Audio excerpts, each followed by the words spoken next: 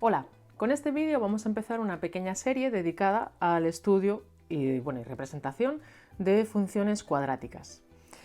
Cuando hablamos de funciones cuadráticas, ¿a qué nos referimos? Pues a ecuaciones de este estilo, a funciones que tienen una expresión de este estilo en la que lo que vemos es que hay un polinomio de segundo grado. Siempre que estudiábamos las funciones que tenían como expresión un polinomio de primer grado, sabíamos que eran rectas. Ahora tenemos que ya automáticamente identificar cada vez que lo que tengamos que estudiar sea pues, un polinomio de segundo grado, que se va a tratar de una parábola, así que esa sería la primera característica que tenemos que tener clara. Con parábola me refiero a que va a tener una forma así o así. No hay otras posibilidades. Podrá estar después localizada en un sitio concreto de los ejes, de nuestros ejes de coordenadas, pero siempre va a tener esa forma. Como consecuencia va a ocurrirnos lo siguiente, que es que tiene un vértice. Ese vértice va a ser el máximo o el mínimo de esa función, de manera que si por ejemplo tiene esta forma, este va a ser el vértice, y si tuviera esta forma, este va a ser el vértice. Dependiendo de si es de una manera o de otra, tendremos un máximo o tendremos un mínimo, pero siempre vamos a tener ese vértice, del que además vamos a conocer algo muy importante, que son una parte de sus coordenadas, y es que la x del vértice siempre va a ser menos b partido por 2a.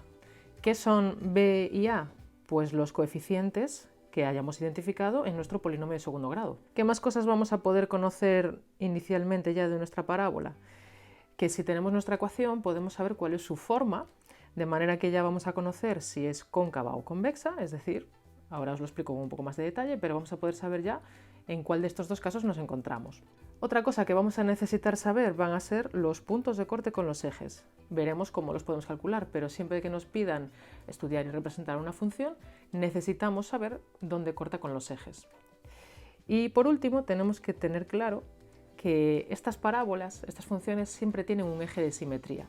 Siempre son de esta manera, de modo que si las dibujáramos correctamente, veríamos que tienen un eje de simetría y a cada lado del eje pues tendríamos exactamente lo mismo si lo representáramos bien, y si lo representara bien, pues a cada lado de este eje de simetría, en el cual lógicamente se localizaría nuestro vértice, pues tendríamos exactamente lo mismo. Siempre es este tipo de simetría, siempre sería lo que llamaríamos una simetría par. Lo que pasa es que dependiendo de si están desplazadas las parábolas o no con respecto a nuestro eje vertical, cuando analicemos la simetría nos saldrá que es o no simétrica par, simplemente porque cuando es una simetría par comprobamos si se cumple esto para que sea simétrica par. Y esto no siempre nos va a pasar si nuestra parábola está desplazada. Es decir, si yo tengo, por ejemplo, mi parábola localizada aquí, aunque tiene, como os digo, un eje de simetría, no sería simétrica par, porque para que sea simétrica par tendría que estar ubicada coincidiendo el eje de simetría con el eje vertical, con el eje Y. Sin embargo, saber que tiene un eje de simetría nos puede resultar útil cuando vayamos a representar la función, porque si os fijáis, por ejemplo, vamos a imaginarnos una línea por aquí, ¿vale? Este punto y este punto, si esto estuviera bien representado, en la X están a la misma distancia del vértice. Por ejemplo, imaginaos que yo le resté 1 para conseguir el punto de la izquierda a la X y le sumé 1 para conseguir el punto de la derecha. Bueno, siempre que yo tenga puntos que están equidistantes del vértice, a cada lado de la parábola, voy a tener que el valor de la coordenada Y va a ser la misma. Entonces me va a ayudar a representar de una manera un poco más sencilla mi función. Os decía que podíamos saber cómo es la forma de nuestra parábola.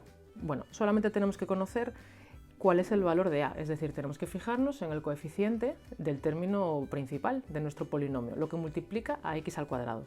En el caso de que ese número sea positivo, vamos a tener esta forma, convexa. Y en el caso de que sea negativo, vamos a tener esta forma, cóncava. Una manera fácil de recordarlo, si es positivo, sonríe, y si es negativo, está triste. También para que recordéis las palabras, una forma sencilla, cóncava se parece a cueva y es más o menos la forma que tiene nuestra función.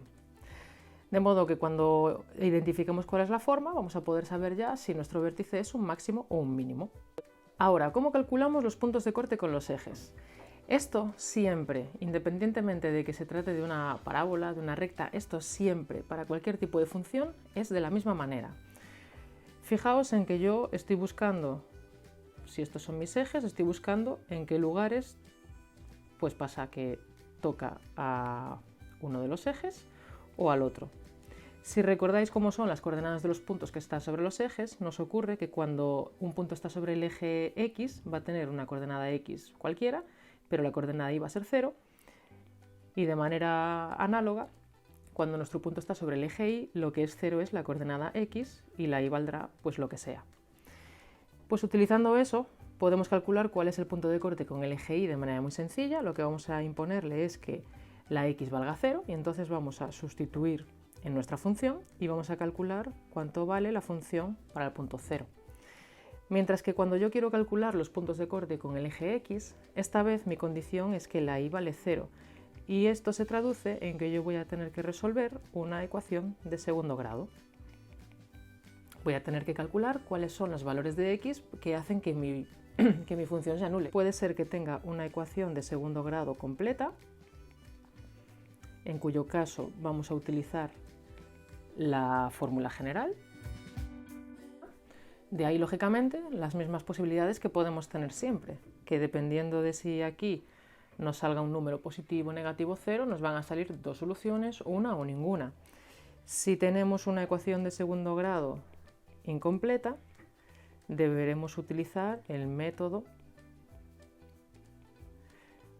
concreto para resolver ese tipo de ecuación. Independientemente de que mi ecuación sea completa o incompleta, siempre me puede pasar que me salgan dos soluciones, una solución o ninguna solución. ¿Cómo sería la parábola en el caso de que me salgan dos soluciones? Pues o bien así, de modo que tendría una y dos soluciones. Cuando me sale solamente una solución es porque mi parábola es así o así, de modo que su vértice está sobre el eje X. Y cuando no me sale ninguna solución, ¿por qué será? Pues porque mi parábola está por encima del eje o por debajo del eje de esta manera, de modo que en ningún momento llega a cortarlo. Bien, si nos piden que representemos una parábola, ¿qué ocurre? Pues que, hombre, para representar una función, yo lo único que necesito es conocer puntos por los que pase. Podría empezar a darle valores a las X, calcular cuánto vale la Y, colocar los puntos en los ejes de coordenadas y luego ir uniéndolos, sabiendo que la forma tiene que quedarme pues, de parábola. Sin embargo, lo óptimo sería coger los mejores puntos posibles y buscar la mejor información posible. Y eso es teniendo en cuenta todo lo que os he ido contando hasta ahora. De modo que, ¿por dónde empezamos? Pues calculando las coordenadas del vértice, recordando siempre que la coordenada X del vértice es menos b partido por 2a. Una vez que sepa cuánto vale la X, si yo conozco mi ecuación de la parábola, sustituyo el valor y calculo cuánto vale la Y de la coordenada. Y sustituyo cuánto vale la Y del vértice. Segundo paso, pues nos vamos a fijar en el coeficiente a para saber cuál es la forma de la parábola, de modo que ya en muy poco tiempo voy a saber si es así o así y también si el vértice es un máximo o un mínimo. Siguiente, vamos a calcular los puntos de corte con los ejes. Este puede ser el punto en el que vamos a tener que trabajar un poco más porque tenemos que resolver la ecuación de segundo grado cuando queramos calcular los puntos de corte con el eje X. Recordad lo que os decía antes, dependiendo de si es completa o incompleta y cómo se interpreta el hecho de que nos salgan dos soluciones, una o ninguna. Y por último, pues lo suyo sería que además de esos puntos que hayamos sacado, que son, recordad, el vértice, un punto, los puntos de corte con los ejes, que en principio será un punto de corte con el eje Y, que siempre lo vamos a tener, y después con el eje X podemos tener hasta 2, bueno, como mucho podemos lograr 4 puntos después de hacer estos primeros pasos. Lo suyo sería que además, por si acaso sobre todo no nos hayan salido puntos de corte con el eje X, pues que tomemos puntos adicionales. Mi consejo sería que cogierais, por ejemplo, la X del vértice y le sumarais 1 y calcularais cuánto vale la Y para ese valor, y de la misma manera que le restarais 1 y calcularais la Y para ese mismo valor. Pero lógicamente esta Y va a ser la misma, por lo que os decía antes, como nuestra función tiene un eje de simetría, si yo a partir de la X del vértice me voy la misma distancia a cada lado, voy a conseguir que los dos puntos estén a la misma altura, de manera que si hago bien los cálculos, la coordenada Y va a valer lo mismo en los dos casos. Una vez que tengamos toda esta información, la pasamos a los ejes de coordenadas y lo unimos. Gracias por estar ahí y recuerda que no es difícil, la clave es practicar. Además, ahora tienes todos nuestros vídeos clasificados por temas en nuestra página web www.cuestiondenumeros.com.